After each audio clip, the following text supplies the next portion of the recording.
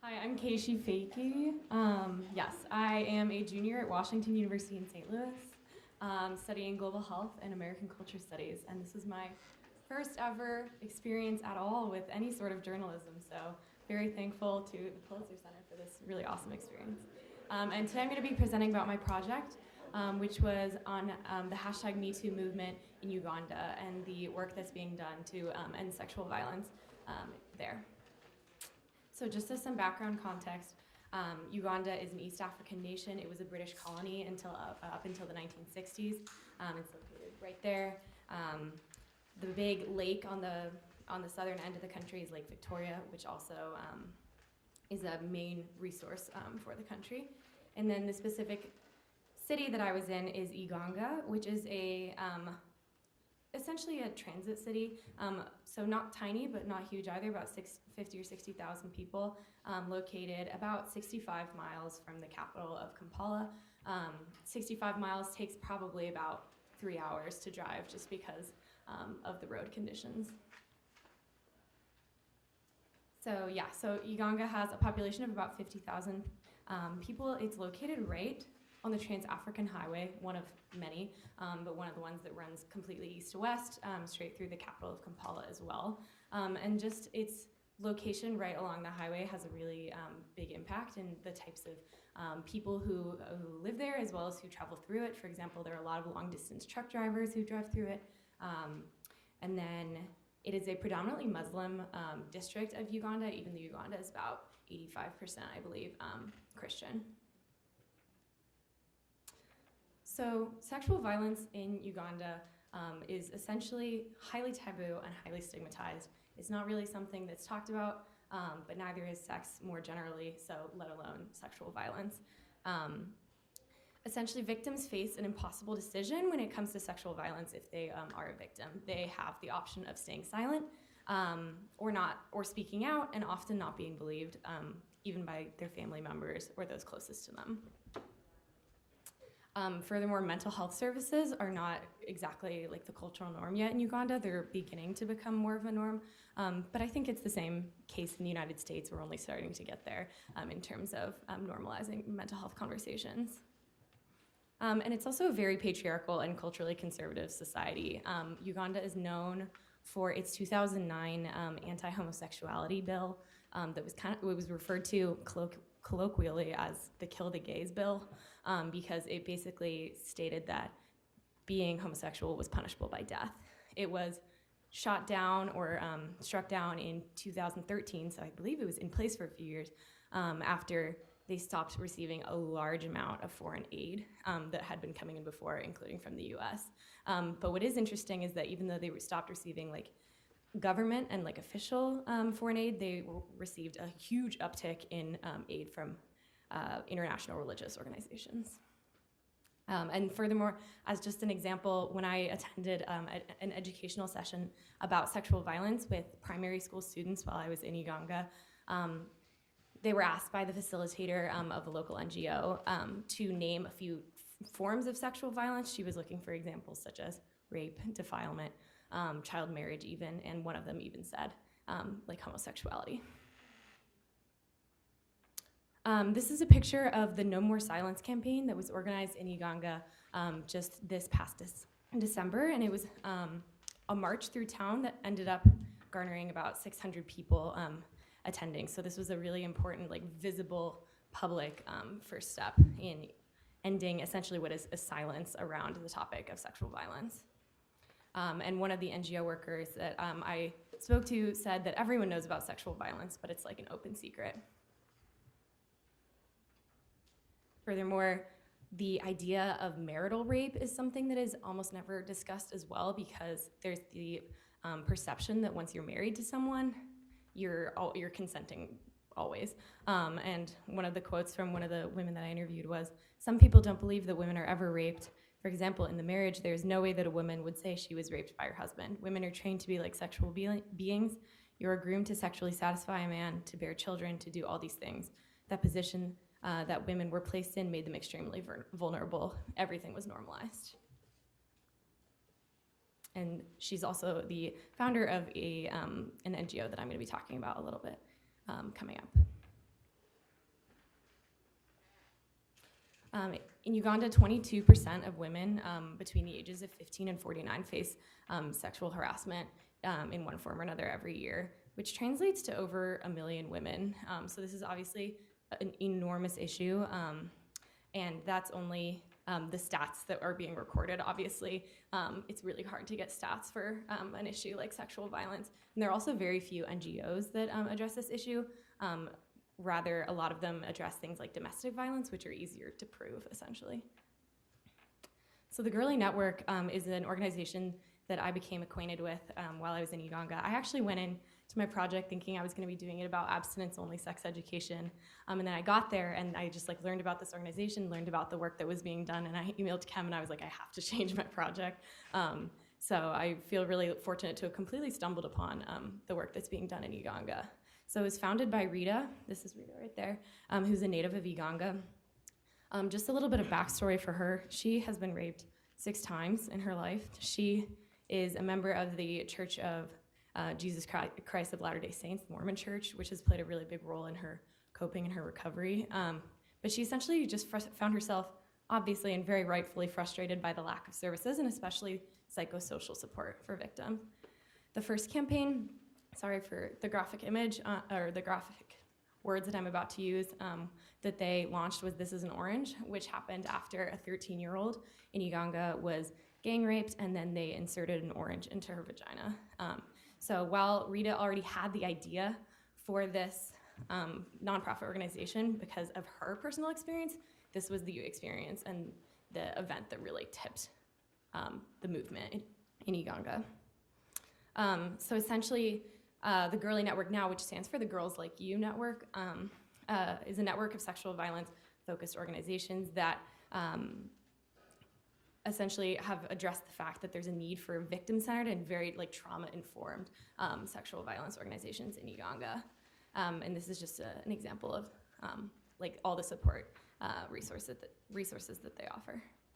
And actually, it began out of a local poetry night at a cafe in Uganda when Rita attended and realized that a lot of people, and especially a lot of women, were talking about their experiences with sexual violence as their poetry that they were presenting to the group, and they realized that this was a greater need.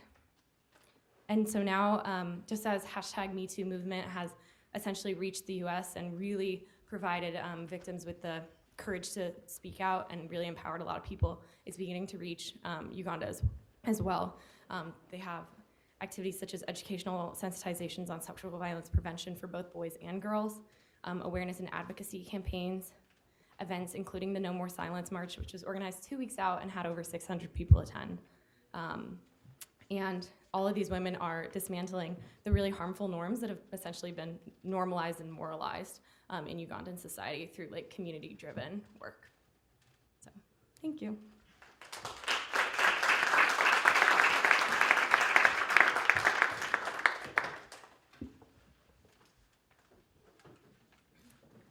Okay, can everyone hear me? Okay, hi everyone, my name is Samhita Shah, and I'm a sophomore at the University of Pennsylvania, and I want to start off with a small story. So, I was sitting across from Ibtisam, age 24, as she recounted growing up in Safi, which is a city in western Morocco. So she described what she remembers when she was 10 years old as a great party, where people were celebrating, they were getting henna on their hands. And I asked her what they were celebrating, and she told me that the mother of the bride went inside a bedroom and she brought out a blood-stained bedsheet. And so what was happening was that this basically symbolized the newly wedded bride's newly lost virginity. And it served as a symbol that she had been a virgin right up until marriage, and this was cause for celebration. And so this brings me to my topic, which is virginity testing in Morocco. And throughout this presentation, so I'm going to give you a little bit of a background about virginity testing. I'll go into the process that I took while pursuing the story, and go over some of the obstacles I faced. I want to highlight some of the perspectives that I encountered, and finally end with a description of the road ahead. In other words, the impact and the summary. So to give you some background, the first kind of virginity test I described, the bedsheet phenomenon, is just one of types of virginity testing, but it's not the most common. So what is the most common is the two-finger test or the hymen test, in which doctors are called upon to basically see if the hymen of a young woman is still intact, and then they can actually give her a physical certificate of virginity, which is some kind of physical proof of her purity. So exactly 1 year ago, actually, in 2018, October, the UN and the WHO came together to call on several countries, including Morocco, to abolish virginity testing in their countries, calling it unnecessary, painful, humiliating, and traumatic. And to this, the Moroccan government responded, and they said that virginity testing was not a legal requirement in the country. So while addressing that it wasn't a legal requirement, they still failed to address the fact that the practice was rampant in the country. And so this kind of led me to my story. And so my travels took me from the north to the south of Morocco, and every pinpointed location is kind of where I had at least one interview. And a couple of the ones that I wanted to highlight specifically were these three, because that's kind of where I faced some obstacles that I was expecting, but I think when I faced them, it was definitely challenging to overcome. And for example, in Marrakesh, that is where I first experienced my first taste of intense backlash, I think, from two gynecologists who expressed deep kind of distrust of my motivations and my incentives in doing this project. And this kind of continued with my experiences in Stat, where I encountered men who were kind of wondering why I wanted to even talk to their wives and their daughters, because in their words, they were saying, you know, what does she even know about her own body? So that, I think, was definitely very challenging to overcome from like an emotional standpoint as well. In Casablanca, I found that's where I spent the most of my time, and I found that it was difficult, but for me personally, as a female solo traveler and journalist, to kind of deal with the gender dynamics in a more like unfamiliar country.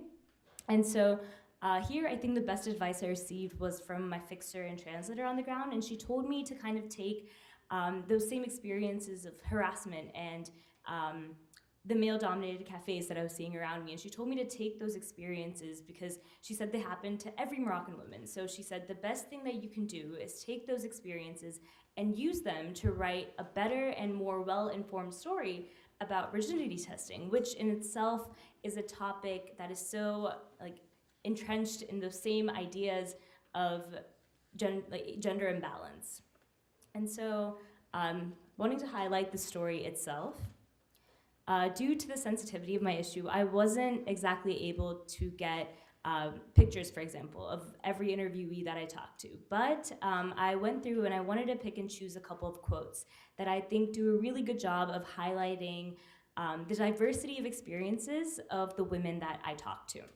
So to start, Somaya Gessus, who's a sociologist and a gender scholar, told me kind of how culture and society puts this pressure on women to remain a virgin until marriage. And she told me that gynecologists can give anywhere from 10 to 15 virginity consultations every day.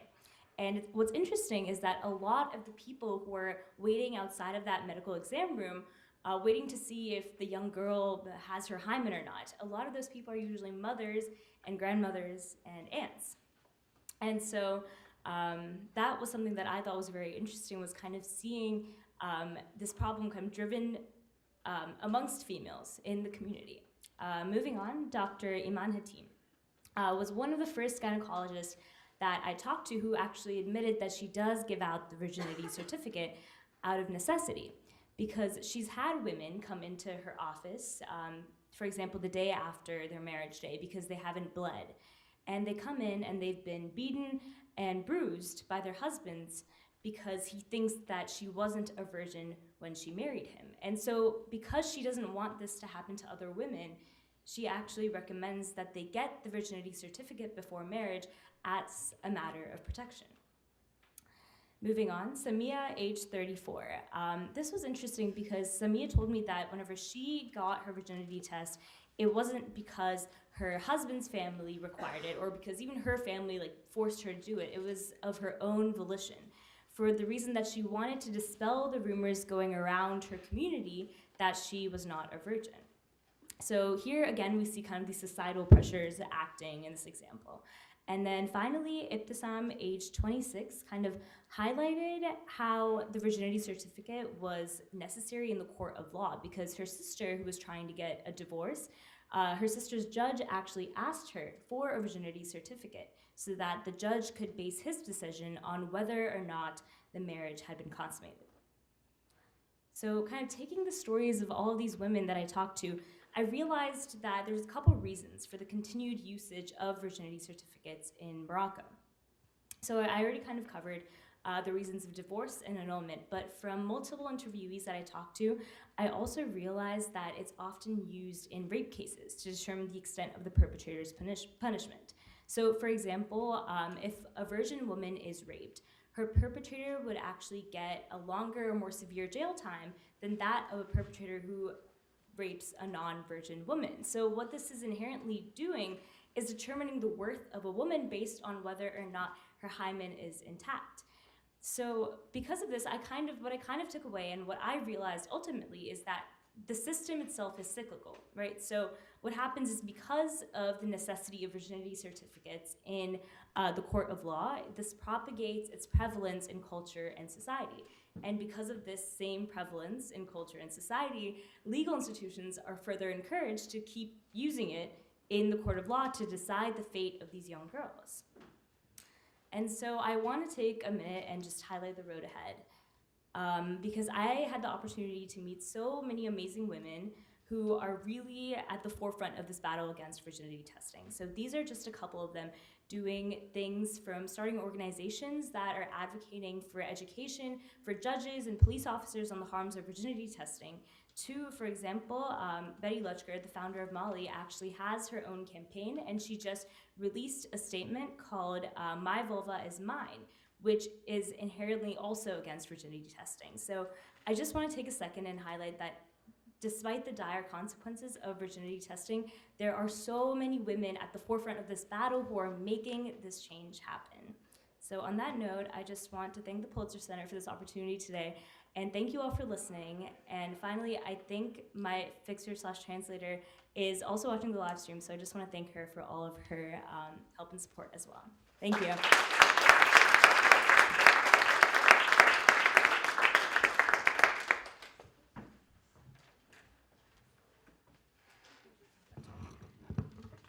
Hi, can everyone hear me? Cool. So my name is Isabella Gomes. I'm coming in from the Johns Hopkins Bloomberg School of Public Health, so just a hop, skip, and a jump away in Baltimore.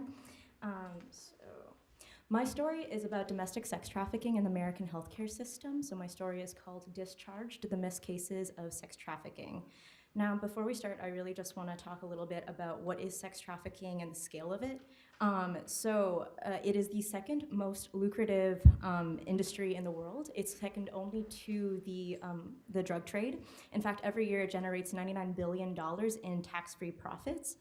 Currently in the US, it's estimated that 57,000 to 403,000 people are currently being trafficked, and 83% of those cases were coming through the DOJ were US citizens. So before we start, I really just want to speak to, for the past few decades, sex trafficking has really been seen as this law enforcement issue. Whenever we see it discussed in the media, it tends to be in the context of police raids and arrests, and rarely do we ever hear stories that are focusing on the victims or victim services. And there's also this stereotype that sex trafficked women and girls as being held captive, but this is not true. In fact, a recent study found that up to 90% of sex trafficked people had seen a doctor or a healthcare provider while they were being sex trafficked. And this was across a variety of departments like the emergency room, obstetrics and gynecology, orthopedics, even the dentist's office. Now, these studies also found that only 4% of doctors had ever identified a sex trafficked victim within their clinic rooms. Only 2% of ER doctors had ever been trained to do so, and less than 2% of 4,000 hospitals across the US had anti-trafficking protocol in place.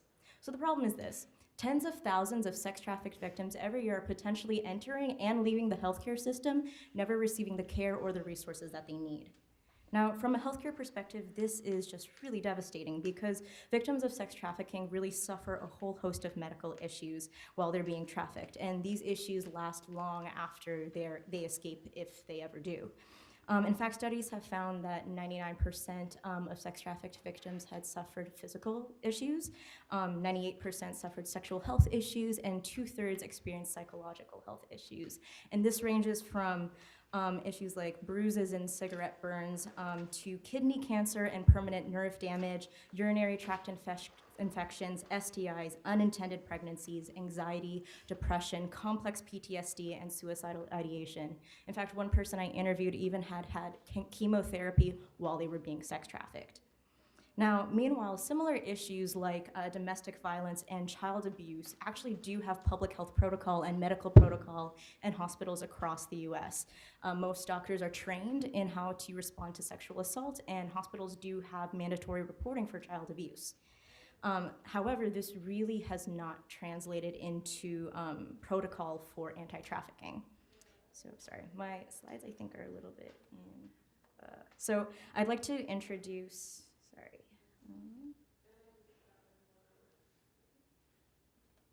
Sorry. I'd like to introduce two women. So the first woman I'd like to introduce, this is Chandra Wawarentu. She is currently 43 years old, and she was sex trafficked in Brooklyn and Queens for about a year. Before she was sex trafficked, she was a federal bank manager and a money market trader in Indonesia. She only came to the US because she was looking for a hotel management job that she thought she was getting in Chicago, and the recruitment agency ended up being a trafficking organization. While she was being sex trafficked, she experienced so much sexual trauma that she had an IUD, which is an intrauterine device, which is often used as a routine family planning measure, and it perforated her uterus. And only until after she escaped was she able to seek medical care. Now, when she went to go seek the medical care, not only was that experience really traumatic in the emergency department, which was in Queens, by the way, but eventually she was sent to have it surgically removed by gynecologic surgeons. And not only did the ER doctors, but also the surgical team had no idea, nor did they ever ask any questions about whether or not this injury was related to sexual trauma. Next, I'd like to introduce, this is Margo Grey. So I met her in Los Angeles. So she was sex trafficked from age 5 into early adulthood in South Central Kentucky by a close family friend. At age 12, she ended up suffering from anorexia, and she actually said that this helped to cope with the depression and anxiety. It was the only way that she could sort of try to understand what was happening around her. And because of the severe undernourishment that she experienced for over a decade, it ended up developing into optic neuropathy, where the optic nerves in the eye are irrevocably damaged. So now she has a long-lasting, a very long-term visual impairment that is potentially only getting worse. This is her guide dog, Junebug. So as you can probably tell, these cases are complex. Like, sex trafficking is not a cookie-cutter issue, and sadly, sex trafficked victims do not present as sex trafficked in the clinical space, which can make it hard but not impossible to identify them. For example, some challenges might be that the trafficker is with the victim inside the clinical space. So they're posing as like maybe a father or an uncle or a brother. The victim might not be able to speak the language that the doctors are speaking or the nurses are speaking. They might not have documentation. And also, this is oftentimes a fairly mobile population, so there might be loss to follow-up or even missed appointments. So there are all of these challenges that do come with identifying sex trafficked victims in the medical space, but even so, there are now new cohorts of doctors, nurses, and social workers, particularly in New York, California, Georgia, and Florida, who are trying to change the way that they work and change the system so that they can better attend to this patient population. So hopefully y'all will read about this in my story. I'm not going to talk about it too much, but just a few things that healthcare providers are trying to do is, many of them are saying, like, we do have domestic violence, we do have child abuse protocol right now in hospitals. Let's find ways to translate this and institute it in hospitals and make sure that medical students in medical schools are being trained, that new residents are being trained, and even entire hospital system protocol is being established. Another thing that they're also doing is they're trying to institute trafficking-specific codes in electronic health records to help with data collection and surveillance, since we really don't know the scale, the actual statistic for how many people are being sex trafficked in the country, and also how many are coming into the hospital healthcare system. Actually, in 2000, that was the only that was when the U.S. had legally defined human trafficking. So as you can tell, we're pretty slow in terms of trying to understand and figure out what to do with this situation.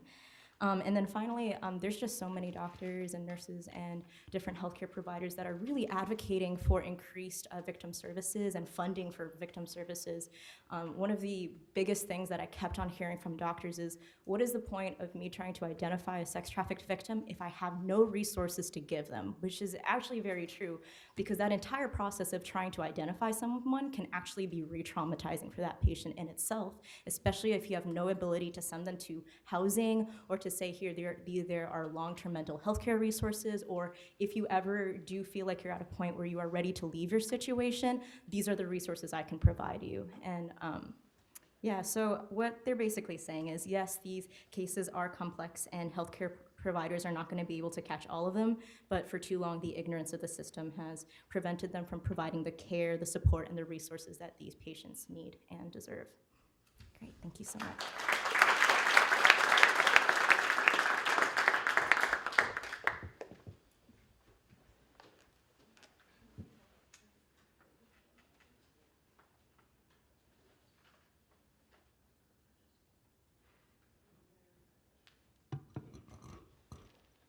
Good evening, everybody.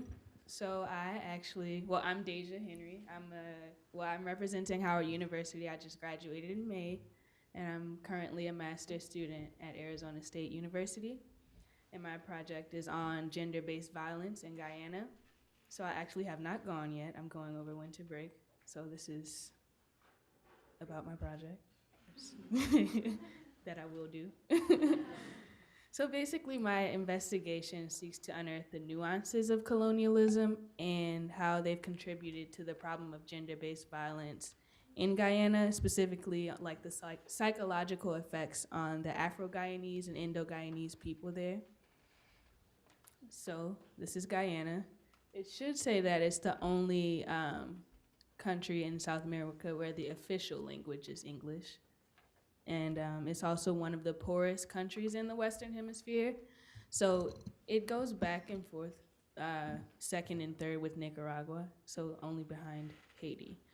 And as of the 2012 census, about 40% of the population was Indo-Guyanese, 29% Afro-Guyanese, 20% of mixed heritage, and 11% indigenous. There's also smaller percentages of other people who are there. And Guyana also has the highest suicide rate in the world. So in developing this story idea, I read a book, which should be, this one. A Mouth is Always Muzzled, 6 Dissidents, 5 Continents, and the Art of Resistance. So basically it was saying, the book was about how colonialism has played a huge role in the shaping of Guyana as a country. So this quote basically sums up my motivation behind doing this project. So it says, when the British exited Guyana in 1966, they left behind a rum culture, a legacy of alcoholism and diabetes, and a grudge match between Black and brown workers. So basically a lot of things that I'm finding in my pre-reporting are tied back to 2 phases of Guyana's history, which are slavery and indentured servitude. So slavery, the British abolished slavery through an act in Parliament that went into effect in 1834. So prior to that, African people were brought over and enslaved in Guyana, working on sugar plantations. And following the abolition of slavery, the Guyanese brought in people from India to work as indentured servants. And we see a lot of mistreatment and abuse within those 2 within those 2 institutions. So that has led to these things that are on the slide. So in Guyana, and within the Guyanese diaspora across the country, across the world, because there's a huge population in Queens as well. Domestic violence or gender-based violence is widespread. So the 2010 studies show that 3 out of 5 women in Guyana had experienced violence. And women are also being murdered at alarming rates. And there's a common saying that's, if he doesn't beat you, he doesn't love you. And you see a lot of, in a lot of Guyanese households, they still have the machetes, which were used in the sugar plantations, and have now been, and have over the years also been used to murder women. So basically, that's the impact of the project. So within these communities, you see a hierarchy of, they are placed at the lower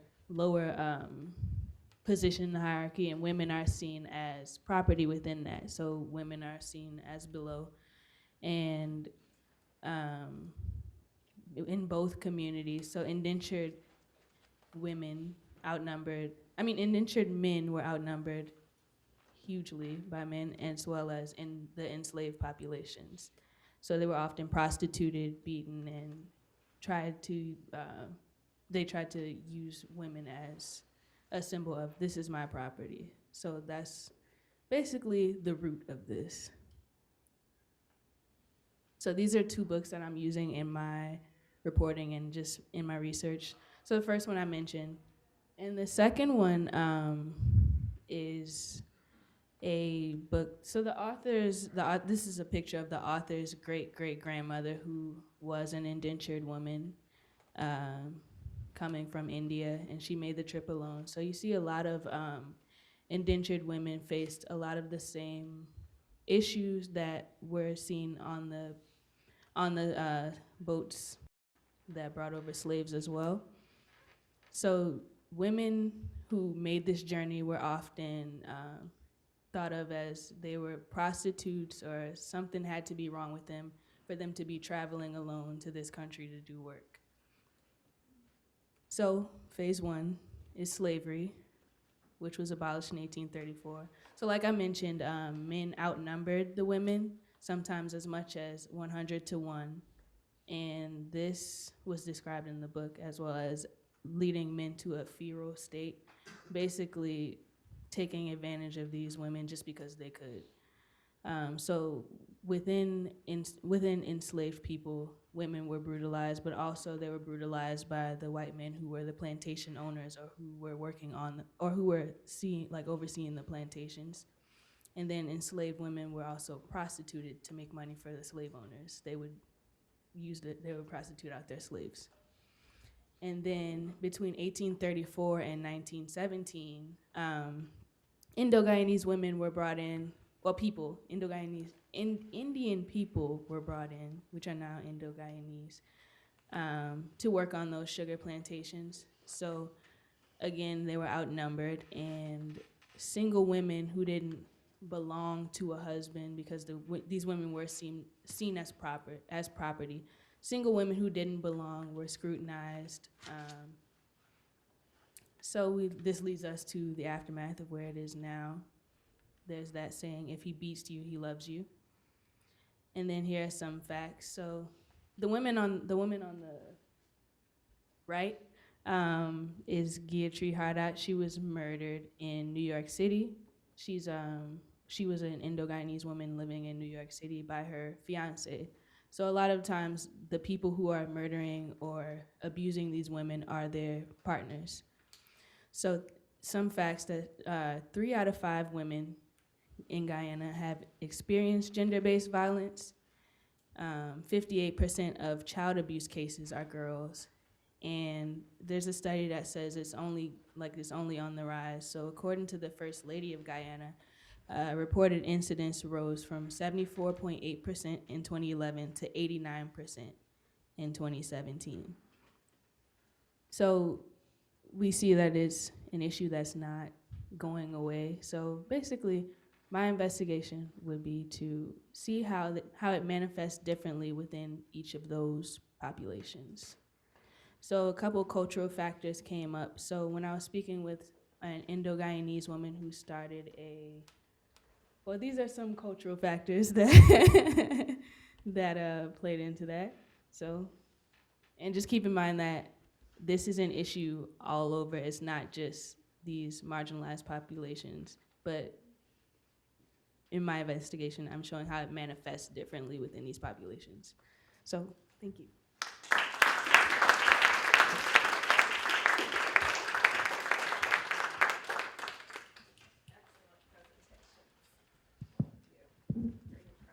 We have a lot of work to do. And now questions, and I'll start right here. Hi, I'm Taylor Damon. I'm representing Southern Illinois University, currently at Washington University in St. Louis. Guys, this was a really great panel. Or ladies, this is a really great panel for the subject. I just want to ask, these are potentially traumatic subjects for people to be discussing with you, maybe re-traumatizing them. How was the reception from the individuals that you talked to? Were they excited to tell you their stories because they want this issue to be resolved in whatever way it can be, or were they really hesitant because it's so personal?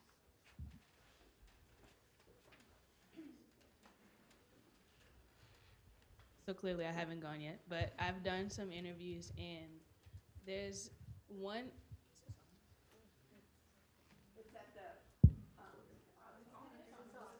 It's on.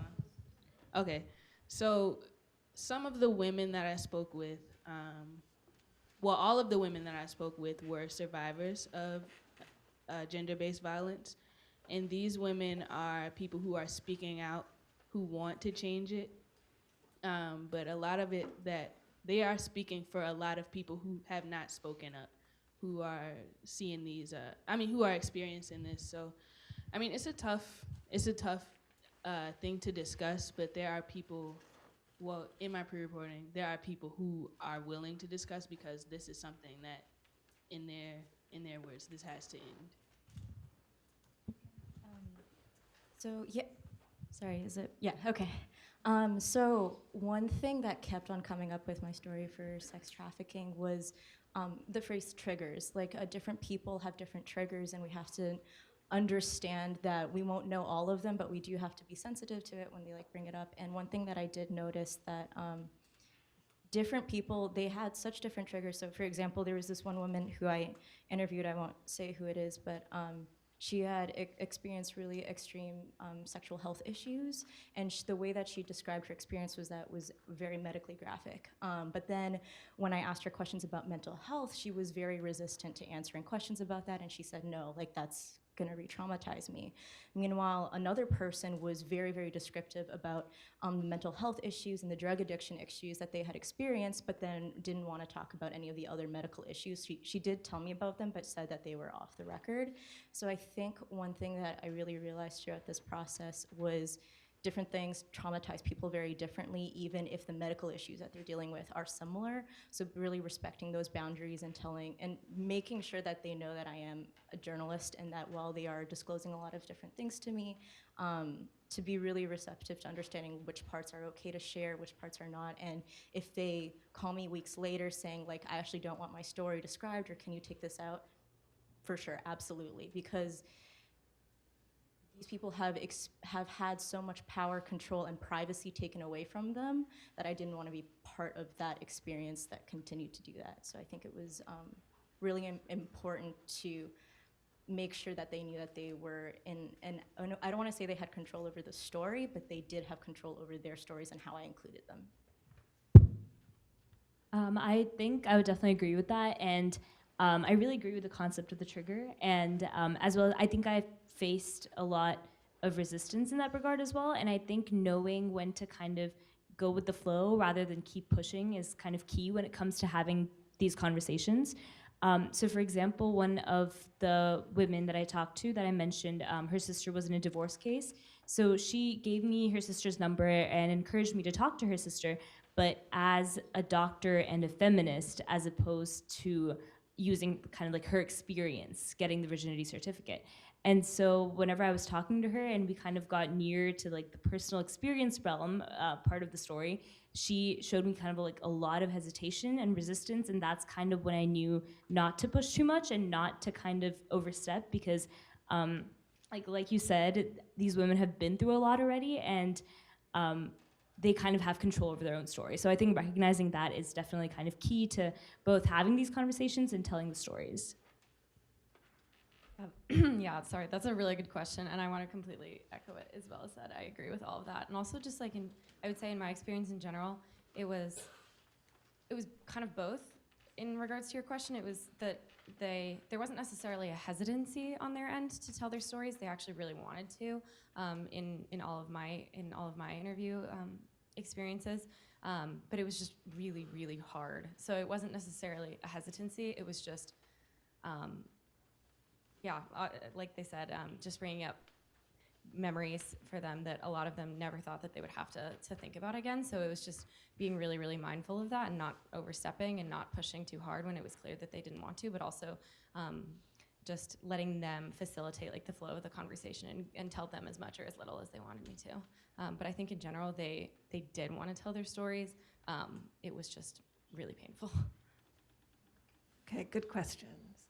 Is there another answer there? Oh, okay. Okay, hi, Autumn Harris, Spelman College. My question is to Isabella, well, two of them. I wanted to know, in your research, did you ever come across an appropriate sex trafficking protocol? Like, what would the model look like? What is the model?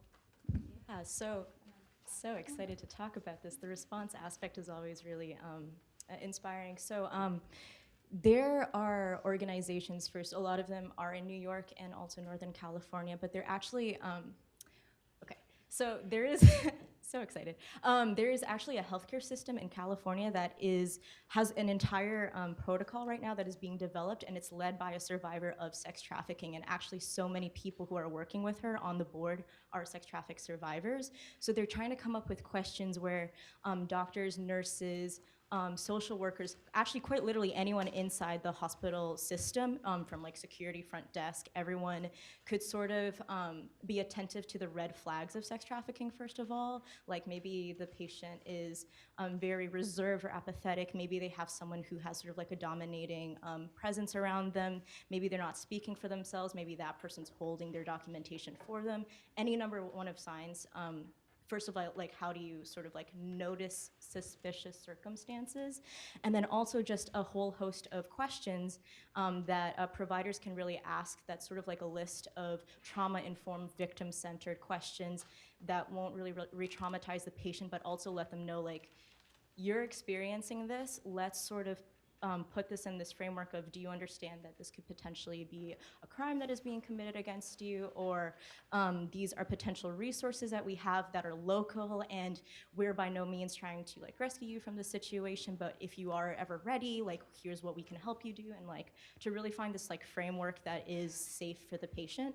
And it's really being designed as this collaboration between survivors as well as healthcare providers, which I think is pretty cool. So that's called, and I think it's called the PAIR protocol. So right now it's already being instituted across California, but what's really cool is that even hospital systems in like New York are now adopting this protocol as well, and like trying to make sure that like medical students, residents, and everyone else is educated about it. So it's pretty cool.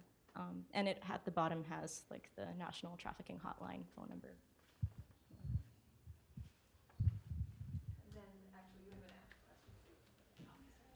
Adri Henson from Hunter College. And my question is for Samidha.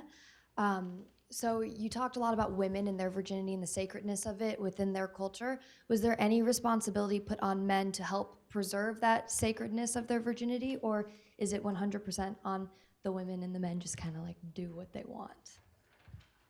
Yeah, so I would say during my research, I definitely ran into that narrative more, where there really wasn't any pressure on men to preserve their virginity that I saw, at least, or from the men and the women that I talked to. And that, I think, is something that I saw as a double standard going into the project. And I actually even talked to men who, there was one particular man who kind of said that he didn't think that it should be up to him to preserve his virginity, but at the same time, he thought that he deserved to marry a girl who was a virgin for the reason that he personally had never like deflowered a girl. So that kind of thinking I thought was like something I had never even thought of, and So I would agree with kind of your second answer, is that the pressure doesn't really exist for men as far as what I saw and from my own research. And we have a question right here. Hello, I'm Olivia Norman Smith, coming from McGill University.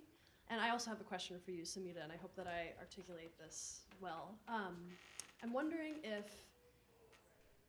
with the women that you spoke to, I don't know if you spent more time in urban settings or in rural settings, whether you found that there were women who this was just the status quo, and they it's sort of baked into the fabric of the culture. I was in Morocco for a number of months a couple of years ago, and I attended a number of weddings in rural situations where it's, the whole village is there, and it's part of the wedding.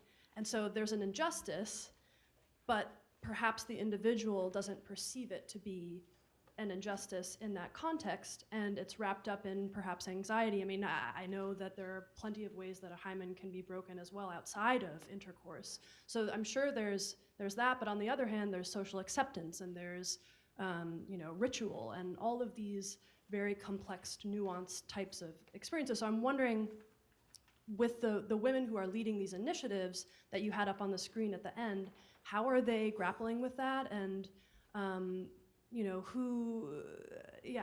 are they grappling with that? How are you thinking about that during the reporting?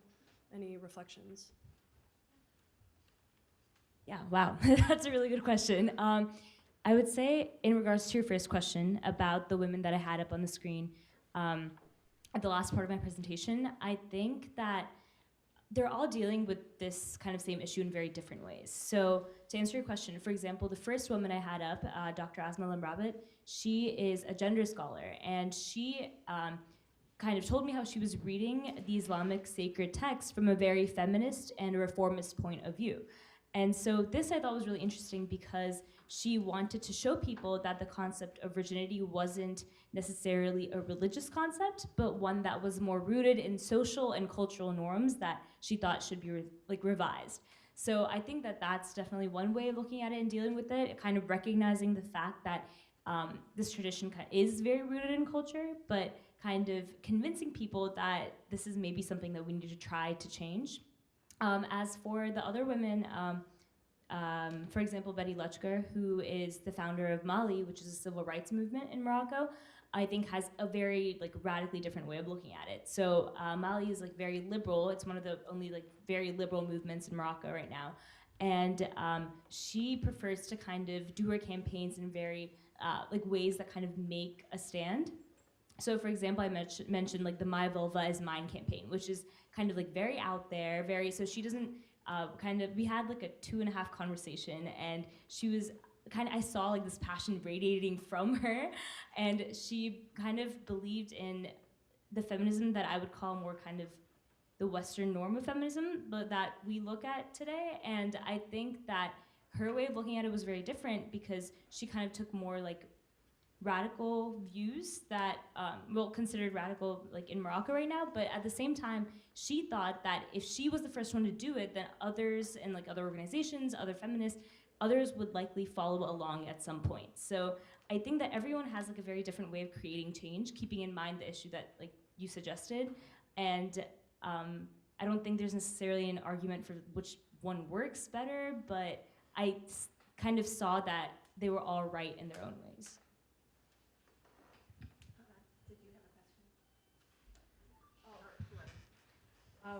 My question's kind of been answered.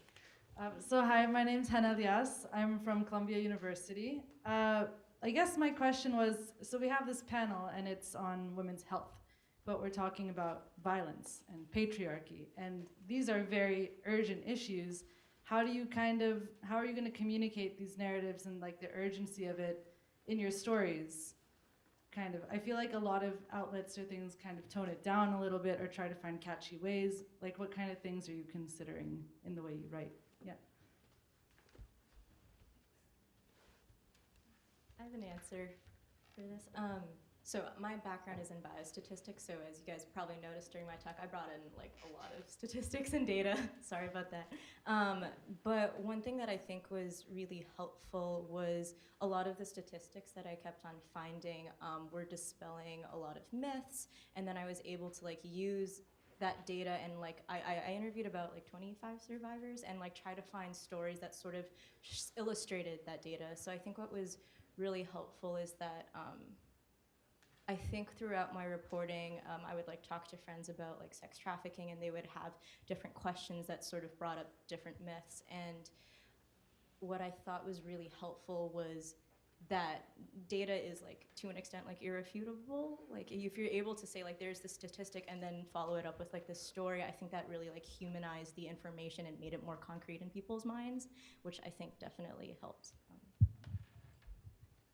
I think we're going to end there unless any of you have a final takeaway or want to answer that question, besides Isabella, because you just answered. Are you okay with the question then? Okay, go ahead. Just really quick, I think also to highlight the urgency of the issue, kind of getting to the root of the problem is sometimes really helpful. So like in my case, I kind of mentioned that the UN had published a call where they wanted all these countries to ban the virginity test, but nothing will actually get done unless the Moroccan government itself revises its legal institutions to do the same. So I think kind of highlighting the urgency on individual countries, like that was for my topic at least, but I think kind of figuring out where the root of that problem is coming from, because in a lot of cases people were like, oh, the UN called for this. Like, great, something's being done about it. But in reality, nothing was really being done. So I think kind of figuring out what the problem is and what specific solution we can recommend can definitely help to kind of like urge that urgency that you were talking about. I also think it's really interesting that you pointed out that technically like the name of this panel is Women's Health, and we kind of all touched on like these systemic injustices and like patriarchy. And just like I think going forward, something we can all do is like highlight and make very clear the fact that like these injustices are like very intertwined, and like women's health is like a direct is like directly impacted by like systems and like structures. So yeah, not just like looking at it from like a health necessarily or like medical point of view, but also like highlighting the aspects and like social factors that like go into our well-being. The connections between them. Excellent. Okay. So wonderful panel. Thank you.